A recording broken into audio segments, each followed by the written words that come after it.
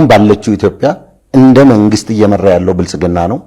የኛም ፓርቲ ውጡና ምሩ ብለው ቢሉን አቅሙ ዕውቀቱ ብልጽግና ያለውን ያክል የለንም። ደግሞ ወጣቶችም አሉ እንደ ሚኒስትር ስላሴ ያሉ ምናምንና ይሄ ሁሉ ሰው እንደው ተጨምቆ ሀገር ለመምራት የሚያስችል አቅም እንደ ፓርቲ እንደ ትብብር የለንም ብለው ነው የደመደሙት። ያ እውነት ነው። ሀገራችን በላይና በታች በጂኦፖለቲክሱ በቀይ ባህሩ ፖለቲካ፣ በውሃው ፖለቲካ፣ በጎረቤት ሀገር ፖለቲካ፣ በውስጥ ፖለቲካ ትርምስ ሰፊ ኃላፊነትን የሚጠይቅ መንግስታዊ ቅርጽና ይዘት ያለው አስተዳደር ያስፈልጋታል። የኛ የፖለቲካ ፓርቲ ያንን ለማድረግ በዚህ ጊዜ እንደማንችል እናውቃለን። በእርግጠኛነት እነዚህን ኃይሎች የምታንቀሳቀሰው ግብጽ ነች ብዬ አስባለሁ። በሻዕቢያ በኩል ነው፣ በህዋት በኩል ነው። ገብቷል። ፈንዱ የሚመጣው ከግብጽ ነው እንጂ ከኤርትራ መንግስት አይደለም።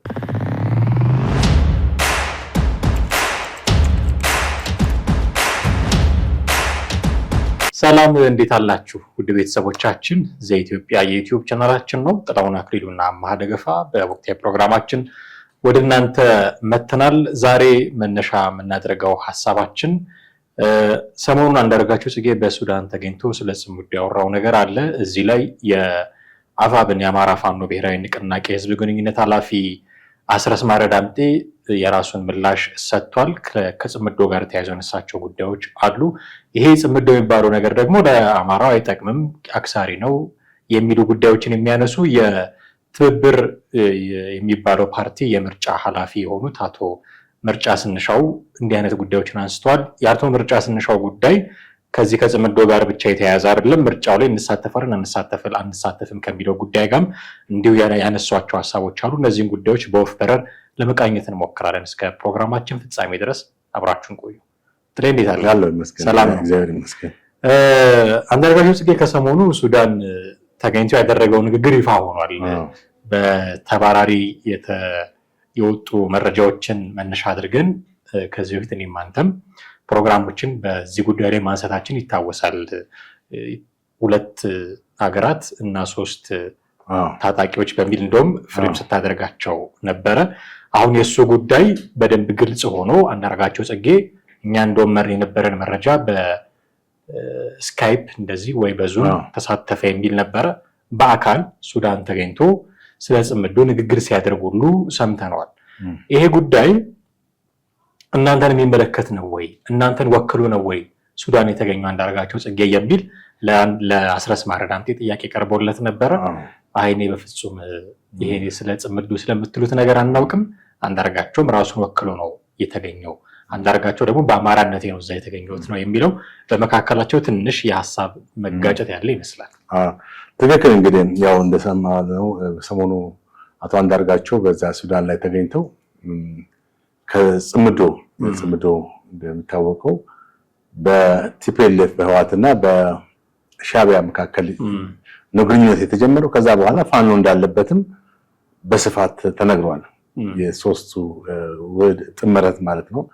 እንግዲህ ሶስቱም ጥምረት ሲፈጥሩ ምንድነው በወታደራዊ ትብብር በማድረግ የተቀናጀ ስትራቴጂ በመንደፍ አሁን በስልጣን ላይ ያለውን የብልጽግና መንግስት በኃይል የማስወገድ ዓላማ ይዘው ነው የተነሱት።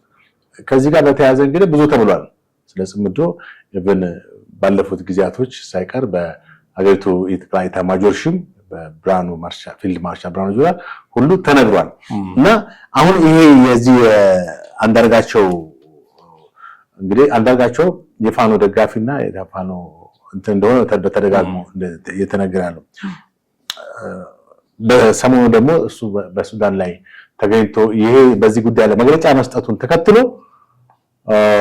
አሁን በዚህ በማነው ስሙ የአስረስ ማረ የተባለው የፋኖ ህዝብ ግንኙነት ኃላፊ በሰጠው እንትን ምንም መሬት ላይ የወረደ ነገር የለም የሚል ምላሽ ሰጥቷል። አሁን ማንን ነው የምታምነው የሚለው ነው እንግዲህ ማለት አንዳንድ ጊዜ ፖለቲካ ውስጥ ነገሮች ትክክል ቢሆኑም ከፖለቲካ አንፃር አንድ የፖለቲካ አመራር ካልተመቸው ያንን ነገር የሚክድበትም ሁኔታ በግልጽ እያየን ነው አሁን ባለው ተጨባጭ ሁኔታ ማለት ነው። ስለዚህ አንዳርጋቸውን የተናገረውን ነገር ለምን ሊቀበለው አልፈለገም? ምናልባት እንግዲህ በዚያ በአቋራጭ ከመንግስት ጋር ደግሞ የሚወሩ ነገሮች ስላሉ የጀመረው ግንኙነት አለ ወይ ፋኖ የሰላም ድርድርም አሁን የፋኖ ድምጽ ነው መጥፋቱን ታውቃለህ። ድሮ እንደዚህ እዚህ ጋር ውጊያ ተካሄደ እዚህ ጋር የሚሉ ተደጋጋሚ ነገሮች ይነገሩ ነበር ከወራቶች በፊት አይደል ኢቭን ከአንድ ዓመት በፊት ማለት ይቻላል። አሁን ግን ያ ድምጽ ጠፍቷል። በተለይ ደግሞ የድርጅቱ ትልቅ አመራር የነበረው ካፕቴን ማስረሻ ወደዚህ ከገባ በኋላ የፋኖ እንቅስቃሴ ሁሉ ድምጹ የሚሰማበት ሁኔታ በጣም ተመናምኗል ማለት ይቻላል። እና ይሄ አሁን እንትና የተናገረውን ሰምቼዋለሁ። በቃለ መጠይቅ ንግግር የሰጠው ምላሽ ላይ ምንም አይነት እንትን እንደሌለ ተናግሯል። ከአንዳርጋቸው ከእሱ ጋር ከጽምዶ ጋርም በጽምዶ ውስጥ ምንም ኢንተርፌር ወይንም በዛ ህብረት ውስጥ እንደሌለበት ፋኖ ጽምዶ ስለሚባለው ነገር ምናውቀው ነገር የለም ነው ባጭሩ። ግን ይሄ እሱ ከተናገረው ነገር ጋር የሚጣረሱ ብዙ ነገሮች ደግሞ አሉ። ከዚህ በፊት የወሰዷቸው አቋሞች ይናገራቸው የነበሩ ነገሮች አሉ። በተጨባጭ ያሉ መረጃዎች አሉ። ከዚህ ከህወሓት ጋር ግንኙነት እንዳላቸው ከኤርትራ መንግስት ጋር እንደውም ቃል በቃል በኢትዮጵያ ውስጥ ተቃዋሚ ከሆነ ከየትኛውም ኃይል ጋር ግንኙነት እናደርጋለን ብሏል። ኢቭን አሁን እኮ ብሏል እኮ አሁን እንደው ለሪፖርት የሚበቃ ነገር ስለሌለ የተጀመረ ነገር ስለሌለ አብረን መስራት ፍላጎት አለን ብሏል። እንግዲህ አብረን መስራት ፍላጎት ያለው እስካሁን ድረስ ለምን አልጀመረም ወይ ነው? ምክንያቱም ወይ በሚስጥር ይዘውት ካልሆነ በስተቀር ስለዚህ ይሄ ሁኔታ እርስ በርስ የሚጋጭ ነገር እንደሆነ ትመለከታለህ።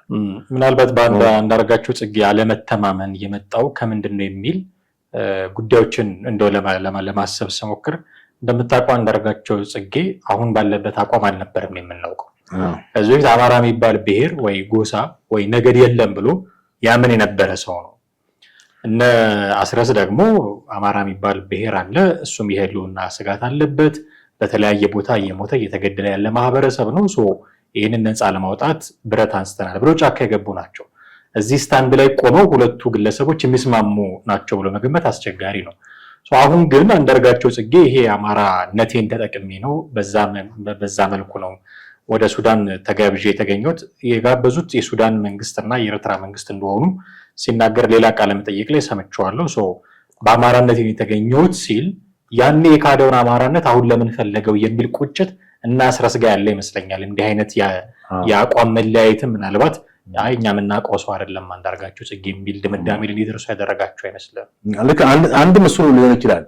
ያኔ የተውን አማራ የለም ብሎ ኦፊሻሊ የተናገረ ሰው ለመጀመሪያ ጊዜ ኢትዮጵያ ውስጥ አማራ የሚባል ብሔረሰብ የለም ያሉት ፕሮፌሰር መስፍን ናቸው። ከዛ በኋላ ልደቱ ሙሉ አልመሰለኝ አማራነት በአብዛኛው ከእምነት ጋር የሚያዝ እስላም ነኝ የሚል ማህበረሰብ አለ። እሱ አሁንም እኮ አለ። እሱ አሁንም መድረስ አለ። አማራነትን ከክርስቲያን ነኝ ከሚል ጋር የሚያያይዙ ሰዎች ብዙ ናቸው በአማራ ክልል ውስጥ። ነገር ግን አሁን አንዳርጋቸው ስንመጣ አንዳርጋቸው ቀድሞ አማራን የለም ብሎ ካለው ሐሳብ ጋር ምናልባትም ተቀባይነቱን አጥቶ ሊሆን ይችላል በፋኖ ዘንድ። በሌላ በኩል ደግሞ ፋኖ ያንዳርጋቸውን እንትን ከዚህ ከመንግስት ጋር የጀመረው ንግግር ሊኖር ይችላል። ከመንግስት ጋር ምናልባት በውስጥ ኦፊሻል ያልሆነ ባልሆነ ሁኔታ ግንኙነት ከጀመረ ያንን ላይ ቀበለው ይችላል። ያንን ከአንዳርጋቸው ጋር ምንም ግንኙነት የለም ሊል ይችላል። ዞሮ ዞሮ ፋኖ አሁንም በትጥቅ ትግል ውስጥ ያለ ድርጅት ነው። ከጽምዶ ጋር ህብረት አለው የለውም የሚለው እንግዲህ ምናልባት አሁን እሱ የለኝም ብሎ ቢልም የተለያዩ መረጃዎች ከዚህ በፊት እኛ በዚህ ፕሮግራም ላይ የሚያቀርባቸው አሉ። ካፒቴን ማስረሻ ሰጤ ራሱ የተናገራቸው ንግግሮች አሉ። የሚከፈላቸው ሰዎች እንዳሉ ከኢቭን ከዚህ ከኤርትራ መንግስት እርዳታ የሚያገኙ ሰዎች እንዳሉ ተናግሯል አይደል? ለውጭ እንትን ራሱ ለምንድን ነው ወደ መንግስት ገባሁ ያለው? በቃ ለከቲፒኤልኤፍ ጋር ስለሚሰሩ ባንዳነትን አልፈልግም ብሎ ነው አይደል? አዎ። እና እነዚህ ነገሮች ስትመለከት ግንኙነት የለንም ብሎ ሙሉ መናገር የማይመስል ነገር ነው ብዬ ነው የማስበው። ናሱ አስረስ ጽምዶ እኛን አይመለከተንም ምንም የምናውቀው ነገር የለም ነው ያለው። ጽምዶ የሚባለው ነገር የአማራን አጥፊ ነው፣ አማራን የሚያጠፋ ነው፣ ለአማራ የሚጠቅም ጉዳይ አይደለም የሚል ደግሞ ድምጽ ከሌላ ሰው ሰማን። ፖለቲከኛ ናቸው፣ ምርጫ ስንሻው ይባላሉ። የትብብሩ ማለት ኢሃፓ፣ እናት ፓርቲ፣ መኢአድና ጊዮን የሚባል ፓርቲ የተሰባሰቡበት ትብብር ለምርጫ ትብብር የፈጠሩበት ነው። የዛ የምርጫ ጉዳዮች ኃላፊ ናቸው አቶ ምርጫ ስንሻው። ጽምዶ የሚባል ነገር እና አስረስ የለም ቢሉ ባያምኑም አማራውን ግን ይጎዳል የሚል ንግግር ሲናገሩ ሰማን። ይሄ ከምን የመነጨ ነው? ፋኖ እዚህ ውስጥ አለበት ከሚል ነው። እዚህ ጽምዶ የሚባለው ነገር ውስጥ አለበት ከሚል መነሻ ነው። አማራን ራሱን የሚጠቅመው አይደለም የሚጎዳው ነው የሚል አስተያየት ሲሰጡ ነው የሰማናቸው። ምን ያህል ያስማማናል? ትክክል ነው። አሁን ይሄ ጽምዶ የሚባለው ቅንጅት በመጀመሪያ እነማን ናቸው በዚህ እንትኑ የተጣመሩት የሚለው ነገር ትመለከታለህ። እኛ ደረጃ ህወሓት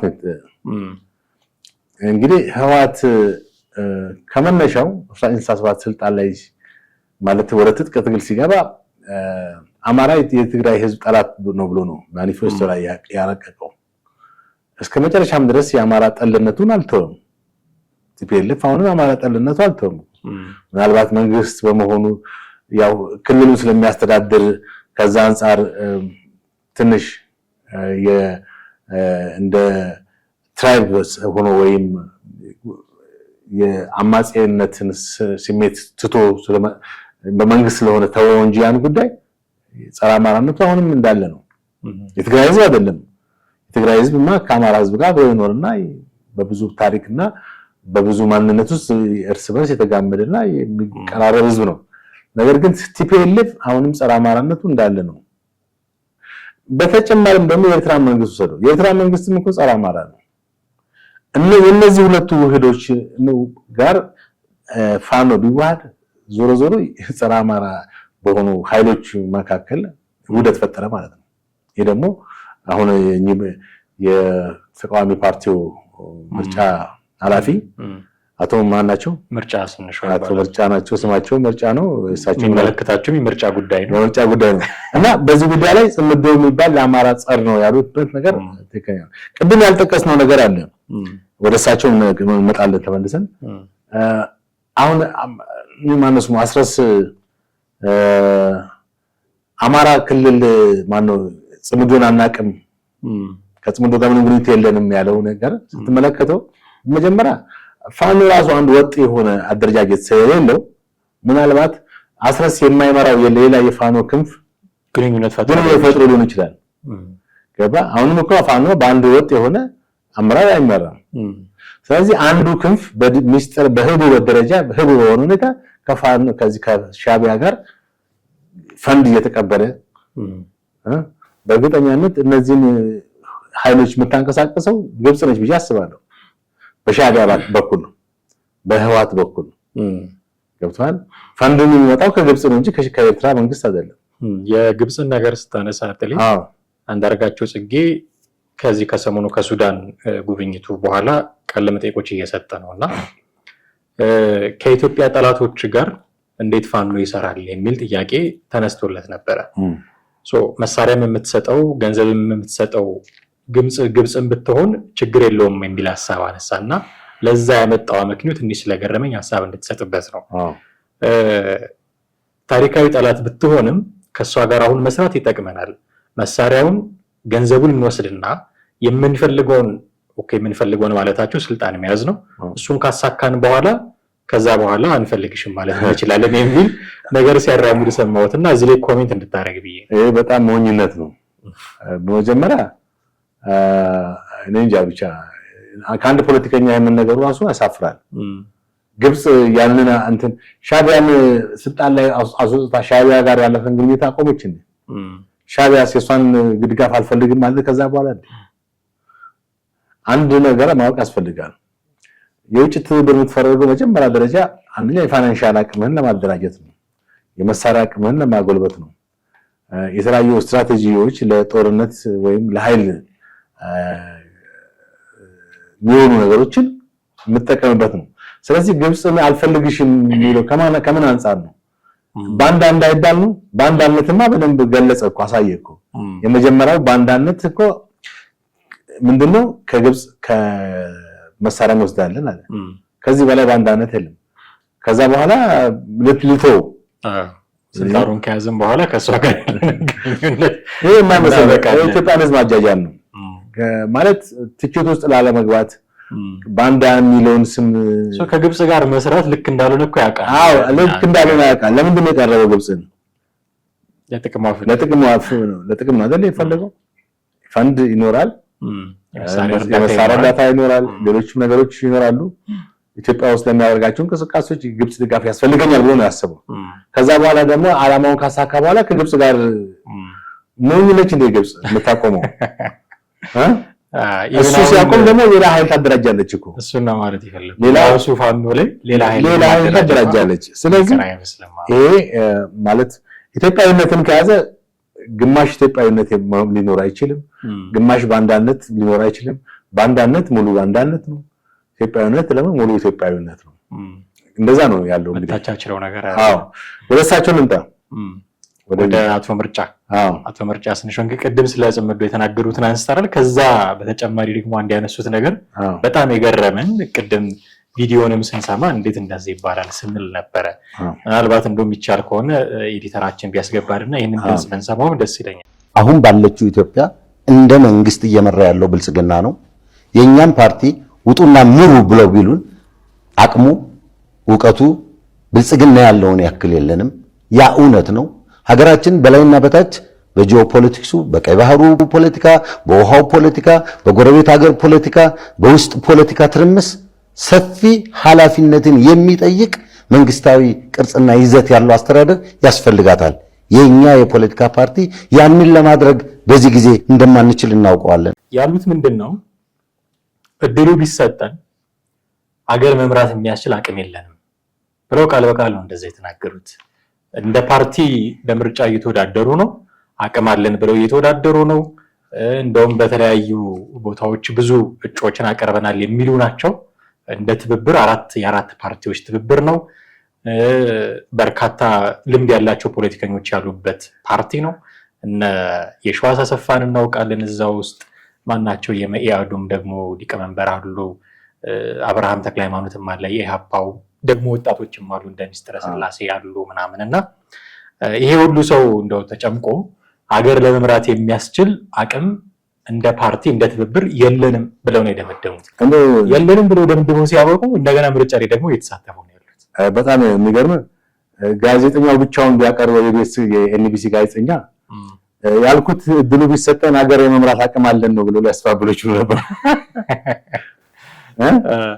አሁን ማለት የነበረባቸው እድሉ ቢሰጠን ሀገር የመምራት አቅም አለን ነበር እንዲሉ ምን ጠብቀው ኤክስፔክት የምናደርገው ለዛ ነው። እሳቸው ደግሞ ያሉት ምንድነው? እድሉ ቢሰጠን ሀገር የመምራት አቅም የለንም። ታዲያ ለምን እሳቸው ሌላ ቦታ ማለት አቅም ላለው ሰው ቦታውን ለምን አቅም? በጣም ነው የሚገርመው። እንግዲህ አንደኛ ሰው በቃ በተቃዋሚ ፓርቲዎች ያለው አመለካከት የበለጠ ተስፋ እንዲቆርጥ የሚያደርግ ንግግር ነው የተናገሩት። ምክንያቱም መንግስት ያው ስልጣን ላለው መንግስት ለመሞገት በሐሳብ እንትን ለማለት ፖሊሲዎቹ አጠቃላይ ሀገሪቷ ላይ ያደረገ እየተከተላቸው ያሉት የፖለቲካ መስመሮች ኢኮኖሚ ፖሊሲዎችን ሁሉ በመቃወም ነው አይደል ስልጣን ተቃዋሚ የሚሆኑ። እነሱ ደግሞ ተቃዋሚ ሲሆኑ የተሻለ ሐሳብን በማምጣት የተሻለ አስተዳደራዊ እንትን እንደሚያመጡ በማሰብ ነው። ይሄን ነው እንግዲህ ለህዝብ ማስረጽ የሚችሉት የነበረው። እሳቸው ግን አገር መምራት አቅም የለንም የሚለው ንግግራቸው ጭራሽ በአገሪቷ ላይ ተቃዋሚ የሚባል የለም ብለው ሰዎች እንዲደመድሙ። ግን እሳቸው ስላሉ ተቃዋሚዎች አይችሉም ማለት አይደለም። አዎ አሁን አንዳንድ ሁኔታ ስትመለከት ብዙ ተቃዋሚዎች የተደራጁበት ሁኔታ እንዲነቀፉ ታደርጋለህ። ለምሳሌ በምርጫ ክርክር ላይ የምትነቅፋቸው ሰዎች አሉ። እውነት ለመናገር አሁን በቀደም በትምህርት ሚኒስትር ዙሪያ በአገሪቷ ትምህርት ፖሊሲ ዙሪያ እነ ኢዜማ እነ መድረክ እና የወላይታም ክልል ፓርቲ እና እንደ ሲዳሙ ፓርቲ መሳሰሉ የክልል ፓርቲዎችም አገር አቀፍ ፓርቲዎችም ተሳትፎ ነበር የብልጽግና ጋር እና በጣም ነው የሚደንቅ። ጋዜጠኞችም ሲጠይቋቸው ነበር። የፋና መሰለኝ የኢትዮጵያ ቴሌቪዥን እንደገና ከዩኒቨርሲቲ የመጡ ልጆችም ሲጠይቋቸው ነበር እና እዛ ቦታ ላይ የብልጽግና የዜማ አመራሮች ያቀርቧቸው ሐሳቦች ጥሩ ናቸው፣ በሳሎች ናቸው። ግን ያንን መሞገት ይቻል ነበር። ለምሳሌ የዜማ አመራር አቶ ዮሐንስ ለትምህርት ፖሊሲን ለመንግስት የሰጠነው እኛ ነን፣ ይሄ አሁን የመውጫ ፈተናውን ጨምሮ ይሄ የሚያስነቅፋቸው ማለት በዚህ ላይ ጥያቄ የምታቀርቡበት ብዙ ነገሮች አሉ። ትውልድን ጠቀመውንስ ተማሪውን ጠቀመውንስ ብዙ ተማሪዎች አሁን የወላይታውንትን አንስተዋል። ብዙ ነጥቦች ከ1000 በላይ ትምህርት ቤቶች የተዘጉ ማለት አልቻሉ ተማሪዎችን። ተማሪው እኮ መሞከሪያ ነው የሆነው የመውጫ ፈተና። እኛ ምን ፈተና አለን አሁን በሰኔ ላይ በጣም በአንድ ጊዜ 16 ሰዓት እናንተ ምናየው ነው የሚሆነው። እና ምንድነው የምትመለከተው በፖሊሲው ላይ በጣም ብዙ መከራከር ይቻላል። ኢዜማ አሁን እኛ ምን ይሰጠነው አለ ፖሊሲው ማለት ሐሳቡን ደገፉ እንጂ እነሱ ሊሰጡ አይችሉም አይደል እንዴ? ክርክር የሚነሳበት ጉዳይ ነው። ጠቅላይ ሚኒስትሩ ለፖለቲካ ፍጆታ እየዋለ ነው እንጂ የኛ ፖሊሲ ነው ሲሉ እንሰማለን። አንድ ማኒፌስቶ የሚባል የፋና ፕሮግራም ላይ አቶ ግርማ ሰይፉ ቀርበው ነበር። የኢዜማው የኛ ነው ትላላችሁ የሚለው ጥያቄ ሲቀርብላቸው በሌሎች ጉዳዮች ተመሳሳይ አቋም እንዳለን ሁሉ እዚህ ላይም ተመሳሳይ አቋም እንዳለን ተደርጎ ይወሰድ። እኛ ሰጪ እነሱ ተቀባይ የሚለው ይቀርና ተመሳሳይ አቋም አለን እዚህ ጉዳይ ላይ በቃ አሁን ሰውዬው ምን አቶ ዮሐንስ እንደ ስቴክ ሆልደር ነን፣ ስቴክ ባለድርሻ ነን። እነሱ ከምን መነሻ ነው ብልጽግና የሚባለው ፓርቲ ከመመስረቱ በፊት ኢዜማ ስለተመሰረተ ሐሳቡ የኛ ነው ባዮች ናቸው እነሱ። እንግዲህ አስብ፣ ይሄ በጣም የሚያስኬድ ነው ይሄ ንግግር ማለት እዚህ ጋር ሐሳቡን እነሱ ቢሆንም እዚህ ጋር ትምህርት ሚኒስቴር ፈንዳርጎ ቢወስድ አሁን እኔ ሐሳቡ የማን ነው የሚለው ላይ ብዙ መከራከር ሐሳቡንስ በትክክል ሰጥተዋል ወይ ለብልጽግና ሰጥተዋል ወይ? ይሄን ሐሳብ የአዲሱ የትምህርት ፖሊሲ የመውጫም ፈተና ይኖረው የመግቢያም ፈተና ይኖረው የሚለውን ሰጥተዋል ወይ? ብልጽግናስ ከኢዜማ ነው የተቀበልኩት ብሎ አምኗል ወይ የሚለው ነገር ታንሳት ይችላል። አሁን እነሱ በባለድርሻነት ነው በስቴክ ሆልደር ነን ማለት እንደ ተቃዋሚ ፓርቲ ይሄንን አፕሩቭ አድርገናል። ሁሉም ወደ 10 ተቃዋሚ ፓርቲዎች በዚህ ጉዳይ ላይ ተመሳሳይ የሆነ እንትን ወስደዋል ምናምን በሚል ተናገሩ። ግን በዚህ ላይ ብዙ መሞገት ይቻል ነበር እሳቸውን አቶ ዮሐንስን። እንደገና 100 ሃይ ስኩሎችን በኢዜማ በኩል ተሰርተዋል የሚለውን ጥያቄ አቀርበዋል። ይሄም ጋዜጣው ሊሞግታቸው ሞክሯል። ለዛም በቂ ምላሽ አልሰጡም።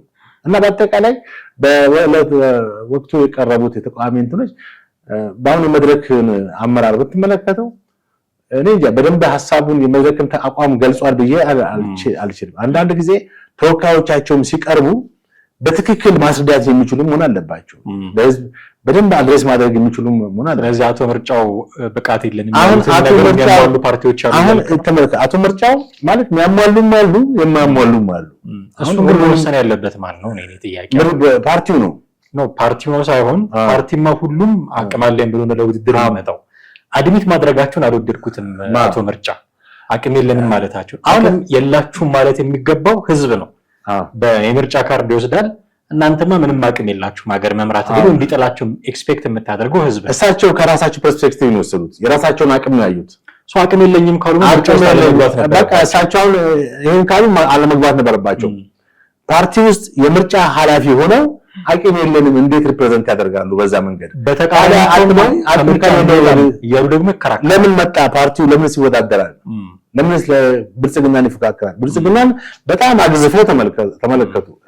ብልጽግና እኮ መንግስት ነው በጣም ግዙፍነቱ እንጂ ፓርቲ ቢሆን እንደነሱ ነው እኮ የሚሆነው። እነሱም ወደ መንግስትነት ሲመጡ እኮ እንደ ብልጽግና ግዙፍ ነው የሚሆኑት አይደል እንዴ? ምክንያቱም ታክሲ ሰበስባሉ የፈለጉት አሁን እሳቸውም ሐሳብን ሳይሆን ያዩት አደረጃጀትን ብቻ ነው ያዩት፣ ስትራክቸርን ነው ያዩት። እሳቸው መዋቅራዊ እንትኖችን ብቻ ነው የፖሊስ ሰራዊቱን እና መከላከያውን ብቻ ነው አብዛኛውን ተቋማትን ነው ያዩት። ይሄ በጣም የሐሳብ ድኩማንነት ነው። ምክንያቱም ሐሳብ ነው ወደፊት አገርን መምራት የሚችለው አይደል እንዴ? ምንም ይሁን ምን እንግዲህ በኢትዮጵያ ውስጥ እውነተኛ ምርጫው ይካሄዳል በግንቦት 24። በዚህ ምርጫ ላይ እንግዲህ ፓርቲዎች ተቃዋሚ ፓርቲዎችን የሚደግፍ ሰው ይሄን ያላል ብዬ ምን አልጠብቅም አይደል ነው። የህዝቡ ምርጫ አብዛኛው ብልጽግና ይመስለኛል። የህዝቡ ምርጫ ከሌለው የሚል ምንድነው ጀጅመንት ውስጥ ባልገባም ግን ተቃዋሚ ፓርቲዎቻችን ለምርጫ በሚገባ ልክ የተዘጋጁ ነው ወይ? እሱ እኮ ነው አሁን ከዚህ ይሄን እኮ የምትመለከተው ከንግግራቸው ነው። እድሉ ቢሰጠን ሀገር የመምራት አቅም የለንም ካሉ ማን ነው ያላቸው? ስለዚህ ሀገር የመምራት አቅም ከሌላቸው ማን ይመርጣቸዋል? ለምን መርጠዋል? ሀገር የመምራት አቅም ከሌለው ሀገር የመምራት አቅም የለንም ማለት ብቻ ሳይሆን እዛው ፓርቲ ውስጥ ደግሞ የሚታዩ ክፍፍሎችን ደግሞ እያየን ነው። ለምሳሌ በቅርቡ የትብብር የሚባለው ይሄው ፓርቲ እሳቸው የምርጫ ጉዳይ ኃላፊ የሆኑበት እያጤንን ነው፣ ምርጫ ውስጥ እንቀጥላለን አንቀጥልም የሚለውን እያጤንን ነው፣ መሟላት ያለባቸው ነገሮች አሉ ብለው መግለጫዎች አውጥተዋል። ከዚህ በፊትም እነዚህ ጉዳዮች ካልተሟሉ አንሳተፍም አይነት መግለጫ ያወጡ ነበረ። አንድ እሱ። ሁለተኛ ስማቸውን ለማስታወስ ቸገራለሁ፣ የዚሁ የትብብሩ የኢህአፓም አባል መሰለኝ ኢህአፓ የትብብሩ አንዱ አካል ስለሆነ ከራሴን ከምርጫ ግል ያለው የሚል ነገር ተናግሮ ነበር። ምርጫ ቦርድ አይቻልም እስከ ሚያዝያ 23 ድረስ ነበረ። አሁን አልፏል ጊዜ አይቻልም ብሏቸው መነታረክ ውስጥ ነው ያሉት እና ፓርቲው ራሱ ትብብሩ ራሱን ከምርጫ ማግለል የሚመስል መግለጫ ነበር። ይሄንን አቶ ምርጫ ስንሻው መተው የምቀበለው ጉዳይ አይደለም፣ እስከ መጨረሻው አለን፣ ከምርጫ መውጣት የሚባል ነገር የለም ይላሉ።